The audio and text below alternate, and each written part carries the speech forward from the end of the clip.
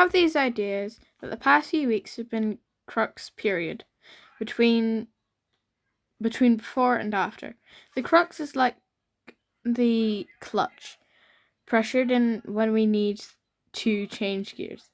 The clutch disengages the gear mechanism, and for a few moments the vehicle is freewheeling along the road, by past momentum, not by the power of the engine. The driver is less in control in these moments. Another image idea is the energy of sheet lightning arcing across the sky from cloud to cloud, lighting up the firmament with frustrated flashes as bursts of rolling thunder sounds crack the heavens with tension and foreboding. Something has got to give at some point. The surface tension has to find a way to flow and channel all that positivity into some negative place. It's the nature of expression, of sexuality, of pent-up emotion, of perpetual argument that needs to settle the conflict. It's the energy of ongoing skirmishes reaching climax and tipping over into war. At that moment of maximum potential, the lightning flashes down from the heavens and electrifies the earth. But the sheet lightning somehow gathers its potential into one spot and strikes the ground at a singular place. The negative polarity reaches up and draws the positive polarity down, as then two becomes one. All the potential becomes actual, the tensions find relief, the frustration finds a way to express, the heavenly energy becomes earthly energy, the atmosphere is lit for a momentary flash, and in that moment the atmosphere changes. Most people won't even notice the flash, never ending the change. The change in the atmospheric environment, I'm guessing that's supposed to be will affect everybody, but not everyone will be sensitive enough to register or acknowledge the qualitative difference in the air. The ionic discharge, the electronic equation, the passionate, the sexual tension between Father Sky Spirit and Mother Earth Body. But even though the humans mostly don't have the sensitivity to feel the difference, the storm goes on about its business as the transaction occurs. On the night of the 27th of September 2023, under a full moon during a storm gale, a tree was cut down in its prime. It's a mystery, a mist tree.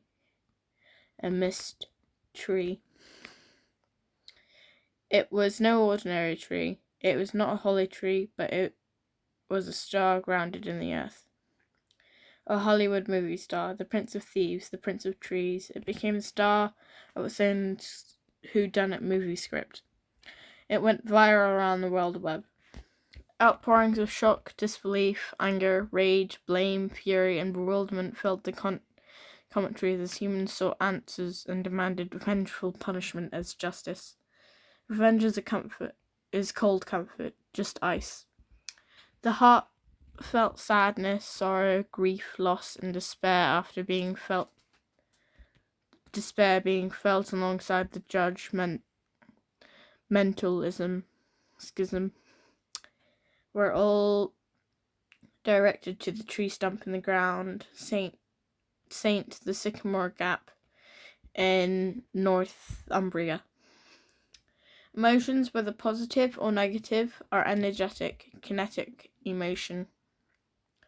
All this human emotion has been directed to the tree, and the tree is still alive, still receptive, still feeling. In fact, quite naturally, the tree is healing. It will grow new roots in the early spring, grow new shoots in the early spring. Sap rises towards the equinox. In nature cycles to which most humans have lost touch. There was a lot of pent-up frustration and rage flying around, which found a place at which to point its finger and project like like striking a match. The chemical charges flamed and blazed for about 3 days, and then the outcry subsided. I guess that blaming a 16-year-old boy wasn't sufficient to sustain the flames of fury. How different it would have been if the tree had merely been struck by lightning. But the truth is that it was people's memories that were chopped down. People were grieving the symbol of the iconic tree, not the tree itself. It was the loss of a memory that people were grieved about. The iconic image was attacked. The fondness of the human memory was attacked. The beauty of the scene was forever scarred, like battery acid thrown at the face of nature's beauty. The image in the mind's eye has been disfigured, the beauty brutalized by humanity's own hand. The symbol now no longer of Robin Hood and his merry memories, but of all the evil residing within the heart of humanity. Why would a child destroy this tree? Why would a child so pathologically cut off from love, so filled with the determination to destroy such a magical gathering place of pilgrims? Why choose this place? What message was this action intended to deliver, as the child undertook this arduous task, carrying heavy chainsaw through miles of wind-swept hills, under the illumination of a full moon, in a storm in the dead of night? And if the boy is merely an apprentice, or likely not to blame at all, what sort of mind conceives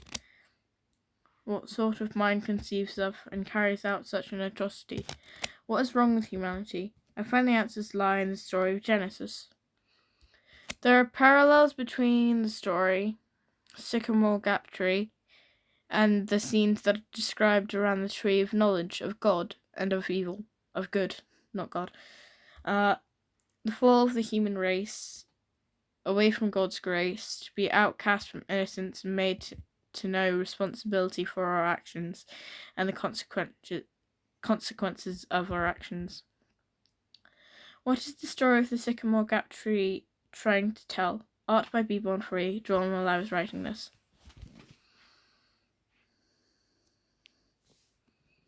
Ta-da!